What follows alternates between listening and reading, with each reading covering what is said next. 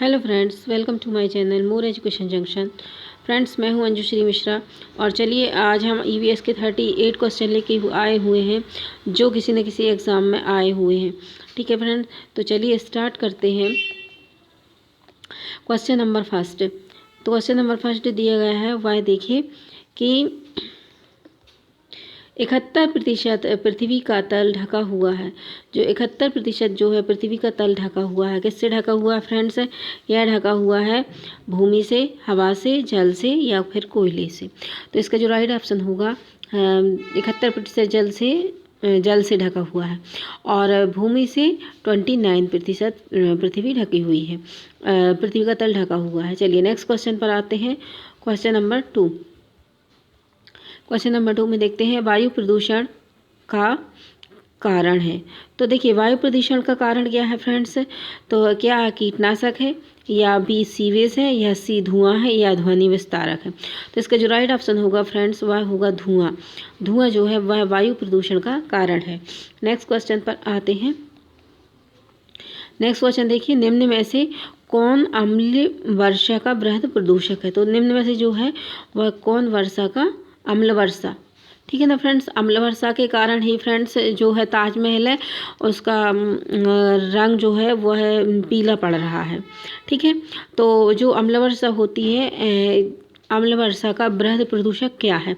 तो देखिए फ्रेंड्स, यह जो है सल्फर डाइऑक्साइड है, क्या कार्बन डाइऑक्साइड, या कार्बन मोनोऑक्साइड, या हाइड्रोजन पेरोक्साइड। तो इसका जो राइट ऑप्शन होगा सल्फर डाइऑक्साइड। ठीक है, तो सल्फर डाइऑक्साइड जो है वह अम्ल वर्षा का वृहद प्रदूषक है। चलिए नेक्स्ट क्वेश्चन पर आते हैं। Question number 4। कीटनाशियों के अत्यधिक इस्तेमाल से होगा। तो देखिए फ्रेंड्स, जब कीटनाशियों का अत्यधिक इस्तेमाल करते हैं तो उससे क्या होता है? वायु प्रदूषण होता है, ध्वनि प्रदूषण होता है, जल प्रदूषण होता है, या ये सभी होते हैं। तो फ्रेंड्स उससे होता है हमारा जल प्रदूषण। ठीक है, कीटनाशियों के जो इस्तेमाल करते हैं फ्रेंड्स, जैसे खेतों में किसान जो कीटनाशियों का इस्तेमाल करते हैं फसल को बचाने के लिए, ठीक है, या फसल की पैदावार बढ़ाने के लिए। तो जब बारिश होती है तो बारिश से जो खेतों का जो जल होता है वह जो है जैसे नदियों में या तालाबों में जाता है, तो इससे क्या होता है? जल प्रदूषण होता है। चलिए नेक्स्ट क्वेश्चन देख लेते हैं फ्रेंड्स। ये क्वेश्चन हमेशा आता रहता है, ये क्वेश्चन आता रहता है एग्जाम में। तो चलिए देख लेते हैं। विश्व ऊष्मायन के लिए निम्न में से कौन सा एक कारक है? तो देखिए फ्रेंड्स, जो विश्व ऊष्मायन होती है, ठीक है, विश्व के लिए जो सबसे ऊष्मायन के लिए कौन सा एक प्रमुख कारक है? तो देखिए वाहनों से निकली गैस है, या पेड़ पौधों से निकली गैस है, भट्टियों से निकली गर्म हवा, या रसोई गैस। तो फ्रेंड्स इसका जो राइट ऑप्शन जो रहेगा वह रहेगा वाहनों से निकली गैस है। तो वाहनों से निकली गैसें जो है विश्व ऊष्मायन के लिए कारक है। ठीक है, चलिए नेक्स्ट क्वेश्चन पर आते हैं फ्रेंड्स। Question number 6। पेड़ पौधे प्रदूषण को घटाते हैं क्योंकि वे अवशोषण करते हैं। तो देखिए जो पेड़ पौधे हैं वो प्रदूषण को घटाते हैं, और क्योंकि वो अवशोषण करते हैं। क्या अवशोषण करते हैं? सल्फर डाइऑक्साइड का या कार्बन डाइऑक्साइड। तो हम लोगों ने बचपन से ही पढ़ा होगा कि पेड़ पौधे जो हैं वो कार्बन डाइऑक्साइड का अवशोषण करते हैं और ऑक्सीजन छोड़ते हैं। ठीक है, चलिए नेक्स्ट क्वेश्चन पर आते हैं फ्रेंड्स। Question number 7। महासागरों में जल स्तर वृद्धि का कारण। तो जो महासागर है फ्रेंड्स उसमें जल वृद्धि का कारण क्या होता है? जल स्तर में जो वृद्धि होती है तो उसका कारण होता है ध्रुवीय प्रदेश में बर्फ़ का पिघलना। ध्रुवीय जो प्रदेश होते हैं वहाँ बर्फ़ों का पिघलना होता है, जिससे जल का स्तर बढ़ता है। चलिए नेक्स्ट क्वेश्चन पर आते हैं। वायु प्रदूषण को कम किया जा सकता है फ्रेंड्स। वायु प्रदूषण को कैसे कम किया जा सकता है? वृक्षों के द्वारा किया जा सकता है, मछलियों द्वारा, जंतुओं द्वारा, या सूर्य के प्रकाश द्वारा। तो फ्रेंड्स जंतु तो क्या करते हैं? वायु प्रदूषण बढ़ाते हैं, है ना। और मछलियों को वायु प्रदूषण से कोई लेना देना नहीं है, ठीक है। और सूर्य के प्रकाश को वायु प्रदूषण से भी कुछ लेना देना नहीं है। तो वृक्षों के द्वारा वायु प्रदूषण को कम किया जा सकता है। राइट ऑप्शन आपका ए होगा। चलिए नेक्स्ट क्वेश्चन पर आते हैं फ्रेंड्स। Next question 9। चलिए, निम्नलिखित में से कौन ऊष्मायन का कारण है? तो देखिए, निम्न में से कौन सा ऊष्मायन का कारण है? तो अभी हमने पढ़ा है कि ऊष्मायन, विश्व ऊष्मायन के लिए सबसे ज़्यादा जिम्मेदार क्या होता है? ठीक है, तो क्या होता है? गैसें होती हैं। ठीक, तो उसी प्रकार जो है विश्व ऊष्मायन का कारण क्या है? तो सबसे जल प्रदूषण है क्या, वायु प्रदूषण है, या मृदा प्रदूषण, या ध्वनि प्रदूषण? तो देखिए फ्रेंड्स, तो इसमें हमने वायु गैसें जो होती हैं वो वायु प्रदूषण करती हैं। ठीक है, तो विश्व ऊष्मायन का सबसे प्रमुख कारण क्या होता है? वायु प्रदूषण। तो इसका राइट ऑप्शन होगा वायु प्रदूषण, सी। नेक्स्ट क्वेश्चन पर आते हैं। निम्नलिखित में से कौन वायु प्रदूषण का उदाहरण है? तो देखिए फ्रेंड्स, निम्न में से कौन सा है जो वायु प्रदूषण का उदाहरण है? तो सबसे पहले हमने देखते हैं धुआं प्रदूषण। ठीक है, धुआं प्रदूषण वाहनों से निकलने वाली गैसें, इससे भी होती है, और जल लकड़ी के चारकोल से निकलने वाली गैस, इससे भी होती है वायु प्रदूषण। तो आपका राइट ऑप्शन होगा डी। ठीक है, चलिए नेक्स्ट क्वेश्चन पर आते हैं। Question number 11। देखिए फ्रेंड, यह क्वेश्चन बहुत इंपॉर्टेंट क्वेश्चन है। यह पूछ लिया जाता है, लेकिन कभी कभी क्या होता है, गलत करके ही आते हैं। ठीक है, भारत तथा दूसरे देशों में प्रदूषण को रोकने के लिए, देखिए हमारे भारत और दूसरे देशों में प्रदूषण को रोकने के लिए नियम बनाया, तो का प्रयोग रोकता है। तो किसका प्रयोग करना रोकता है यह नियम? तो कागज़ के थैलों का करते हैं। ठीक है, नायलॉन के थैलों का भी इस्तेमाल करते हैं, और चमड़े का थैलों का भी इस्तेमाल करते हैं, लेकिन प्लास्टिक के थैलों के लिए रोक लगाई गई है। तो इसका जो राइट ऑप्शन होगा वह होगा बी। चलिए नेक्स्ट क्वेश्चन पर आते हैं। Question number 12। हवा में उपस्थिति ऑक्सीजन प्रतिशत है। तो हवा में जो उपस्थित ऑक्सीजन है उसका प्रतिशत लगभग कितना होता है?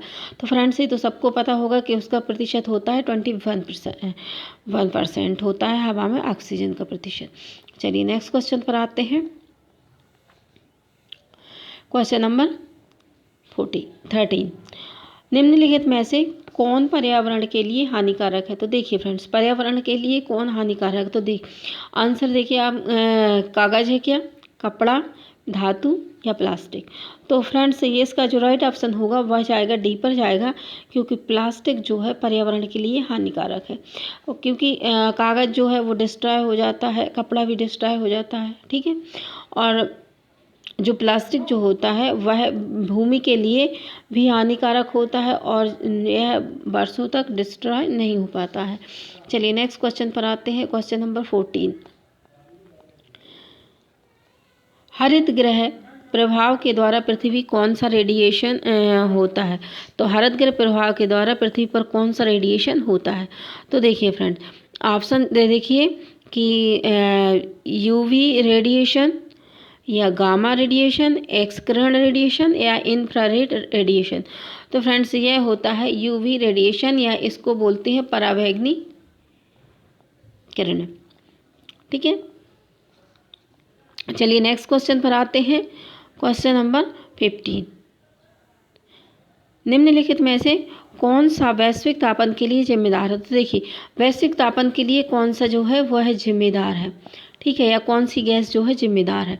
तो देखिए, क्लोरोफ्लोरोकार्बन, मीथेन, कार्बन डाइऑक्साइड, या ये सभी? तो इसका जो राइट ऑप्शन होगा वह होगा क्लोरोफ्लोरोकार्बन वैश्विक तापन के लिए जिम्मेदार है।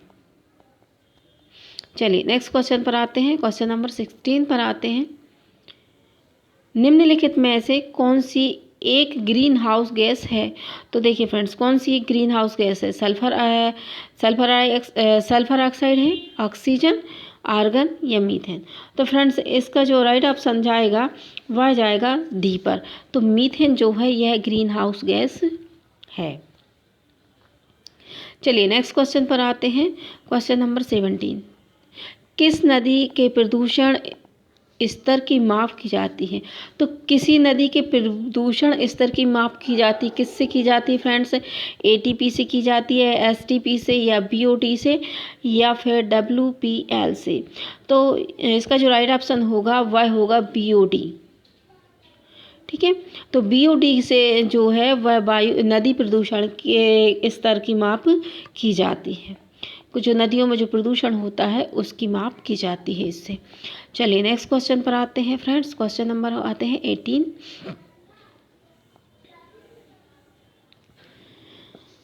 अत्यधिक चारण का परिमाप या परिमाप क्या होता है, क्या है? ठीक है, अत्यधिक चारण का परिणाम हो सकता है फ्रेंड्स। क्या होता है मतलब जैसे भूमि है, भूमि पर जो घास लगी हुई है, ठीक है, तो उसमें जो अतिचारण से या अत्यधिक चारण से जो जानवर वगैरह चरते हैं, मवेशी वगैरह, तो उसका क्या परिणाम होता है? ठीक है, तो क्या मृदा प्रदूषण होती है या मृदा अपरदन होता है या ताप प्रदूषण होता है या जलवायु प्रदूषण? तो देखिए, जलवायु परिवर्तन नहीं होता उससे, ताप प्रदूषण भी नहीं होता उससे, ठीक है, और मृदा प्रदूषण भी नहीं होता उससे। होता है मृदा अपरदन, मतलब वहाँ की जो मिट्टी होती है वो अपरदित हो जाती है या कटाव हो जाता है उसका। ठीक है, चलिए नेक्स्ट क्वेश्चन पर आते हैं। क्वेश्चन नंबर देखते हैं 19। स्मॉग, स्मॉग को फ्रेंड्स धुंध भी बोलते हैं। ठीक है, आप लोग याद रखना स्मॉग या तो स्मॉग शब्द याद रखना। ठीक है, कि यह क्वेश्चन आ जाता है कि स्मॉग बनता है, हो सकता है धुंध ना लिखा हो। ठीक है, तो यह बनता है धुएं तथा कोहरे से, वाष्पन के संघनन से, कोहरे तथा NO2 से और धुएं तथा CO2 से। तो देखिए फ्रेंड्स, जो स्मॉग होता है, जो धुंध होता है, आप लोगों ने देखा होगा कि अक्सर ठंड के समय, अभी ठंड का समय चल रहा है, ठंड के समय जब बारिश होती है तो बारिश के दूसरे दिन क्या होता है कि जब वर्षा की जो बूंदें होती हैं, छोटी छोटी बूंदें होती हैं, तो वही कोहरा या धुंध के रूप में बरसता है। ठीक है, तो इसलिए इसको बोलते हैं, जो धुंध होती है, जो स्मॉग होता है, वो धुएं तथा कोहरे से बनता है। ठीक है, चलिए नेक्स्ट क्वेश्चन पर आते हैं। क्वेश्चन नंबर आते हैं 20। विश्व ओजोन दिवस मनाया जाता है। फ्रेंड्स, विश्व ओजोन दिवस यह आप लोगों के लिए होमवर्क है। आप लोग कमेंट्स करके बताइएगा कि विश्व ओजोन दिवस कब मनाया जाता है। या 21 मार्च को मनाया जाता है, B 16 सितंबर को, C 25 अप्रैल को, या D 5 जून को। तो आप लोग कमेंट्स बॉक्स में कमेंट्स करके लिखिएगा कि विश्व ओजोन दिवस कब मनाया जाता है। ओके, चलिए नेक्स्ट क्वेश्चन पर आते हैं।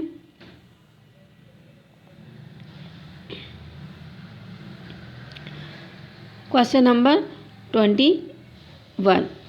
तो देखिए, वेरी इंपॉर्टेंट क्वेश्चन है फ्रेंड्स से, क्योंकि सन 1992 में पर्यावरण सुरक्षा से संबंधित प्रथम पृथ्वी सम्मेलन, तो आपसे पूछा जा सकता है कि प्रथम पृथ्वी सम्मेलन कहाँ या किस शहर में हुआ था। तो यह हुआ था फ्रेंड्स रियो डी जेनेरो में हुआ था। और कब हुआ था यह? 1992 को। इसको इम्पॉर्टेंट है इसलिए आप याद रखिए, प्रथम पृथ्वी सम्मेलन 1992 में हुआ था और रियो डी जेनेरो में हुआ था।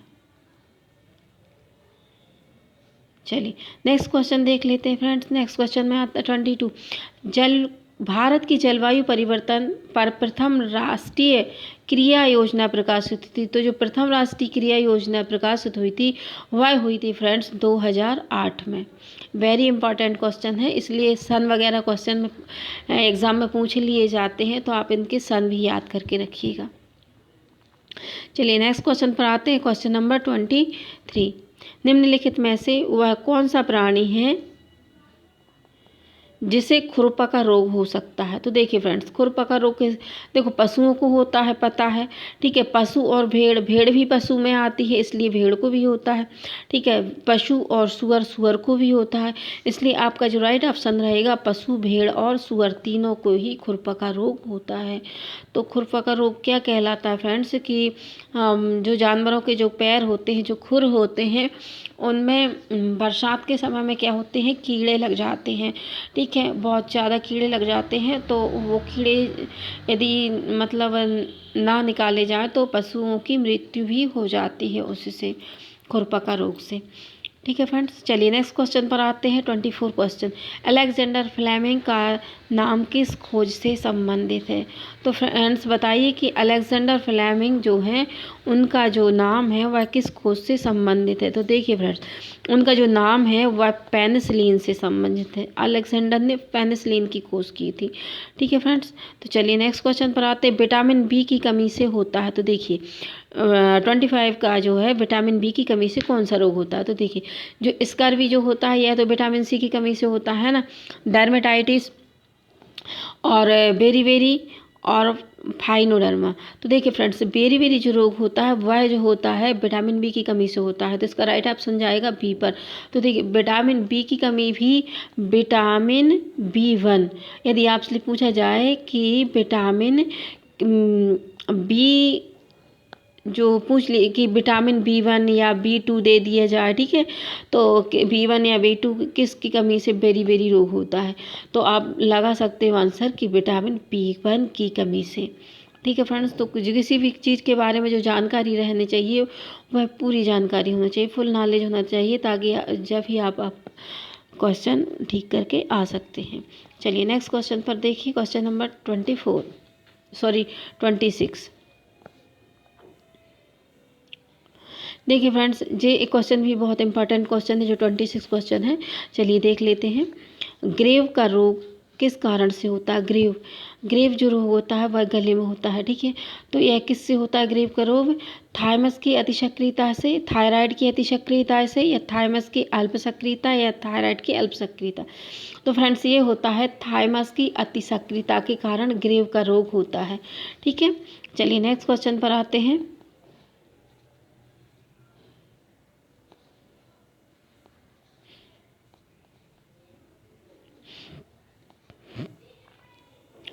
देखिए 27 क्वेश्चन का नंबर, चलिए देखते हैं। जीवाणुवीय रोग किस में पाए जाते हैं? तो जीवाणुवीय मतलब जो जीवाणुवीय जो रोग होते हैं, जीवों के द्वारा जो रोग होते हैं वह किस में पाए जाते हैं? तो पौधे में, पशुओं में, मानव में।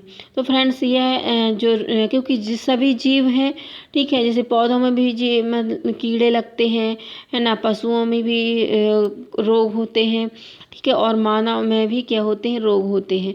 तो जीवाणुवीय जो रोग होते हैं वह होते हैं इन सभी में, और राइट ऑप्शन आपका जाएगा डी पर। चलिए नेक्स्ट क्वेश्चन पर देख लेते हैं। क्वेश्चन नंबर है 28। देखिए फ्रेंड्स, जो भी क्वेश्चन है मैं आप लोगों को बता रही हूँ वह इम्पॉर्टेंट क्वेश्चन है, इसलिए आप इनको ध्यान से पढ़िएगा। चलिए, चेचक के प्रति टीकाकरण में समावेश किया जाता है। तो जब चेचक का जब टीका बनाया जाता है तो उसमें समावेश किया जाता है हतजर्मों का, दुर्बल जर्मों का, जीवित प्रतिरक्षियों का, या सक्रिय हित जर्मों का? तो यह किया जाता है फ्रेंड्स जीवित प्रतिरक्षियों का, जीवित प्रतिरक्षियों का समावेश किया जाता है। तो राइट ऑप्शन आपका रहेगा सी। चलिए नेक्स्ट क्वेश्चन पर आते हैं। Question number 29। चलिए 29 देखिए, रोमैटिक हृदय रोग का इलाज किसकी मदद से किया जाता है? जो रोमैटिक हृदय रोग होता है उसका इलाज किसकी मदद से किया जाता है? तो यह किया जाता है फ्रेंड्स स्ट्रेप्टोमाइसिन के द्वारा रोमैटिक हृदय रोग का इलाज किया जाता है। चलिए क्वेश्चन नंबर 30 पर आते हैं। इन्फ्लुएंजा विषाणु में होता है। तो देखिए फ्रेंड्स, इन्फ्लुएंजा जो विषाणु जो है इसमें क्या होता है? तो इसमें क्या बराबर मात्रा में आरएनए डीएनए होते हैं, आरएनए की अल्प मात्रा के साथ डीएनए होता है, या केवल आरएनए होता है? तो इसका जो राइट ऑप्शन होगा फ्रेंड वह होगा सी, केवल इसमें आरएनए।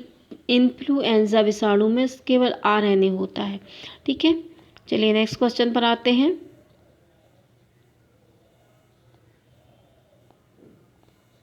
Question number 31।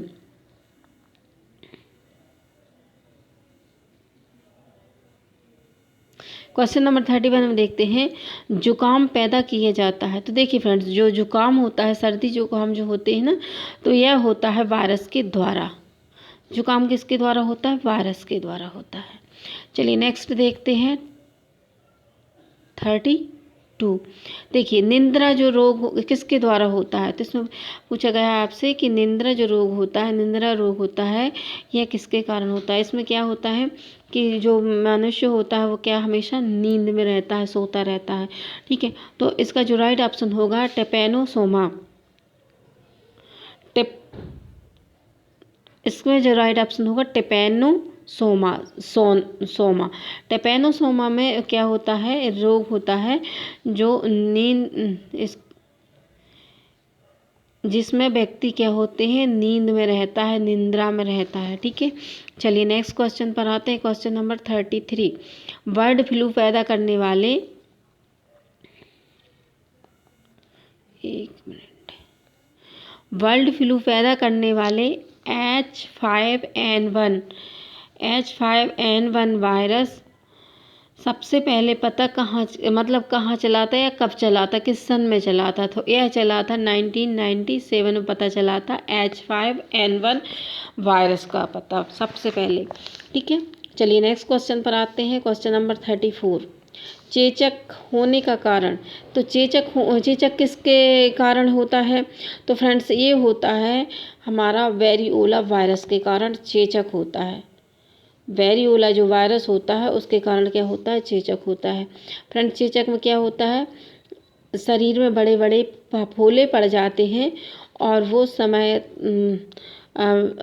के अनुसार वह क्या करते हैं, घाव कर जाते हैं, गहरे गड्ढे हो जाते हैं व्यक्ति के शरीर में।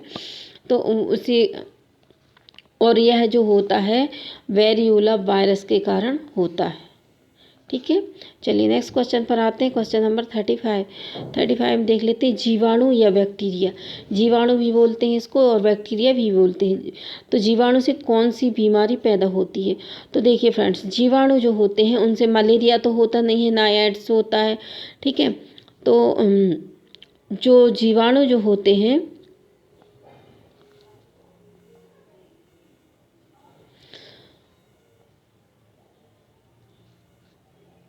फ्रेंड्स, इसमें तो दिया नहीं है कि जीवाणु, इसके दोनों ऑप्शन दिए हुए हैं। तो जीवाणु जो बैक्टीरिया होता है, कौन सी बीमारी पैदा करने वाले जीव होते हैं।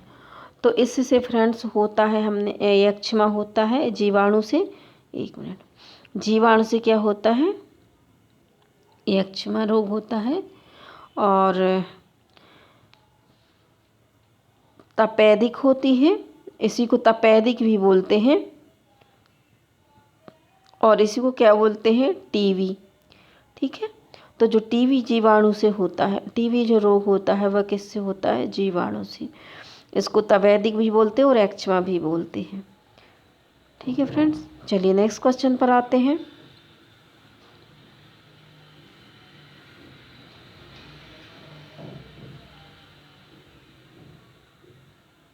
चलिए नेक्स्ट क्वेश्चन देखते हैं 38, रुधिर कैंसर का दूसरा नाम क्या है? तो जो रुधिर कैंसर होता है फ्रेंड्स, तो इसका जो दूसरा नाम होता है वो क्या होता है रुधिर कैंसर का?